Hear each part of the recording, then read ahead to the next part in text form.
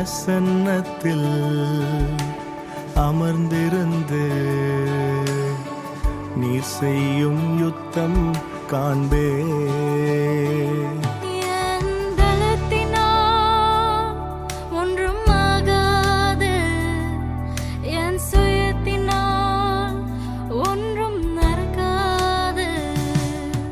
என் பலத்தினால் ஒன்றும் ஆகாது, என் சுயத்தினால் ஒன்றும் நடக்காது.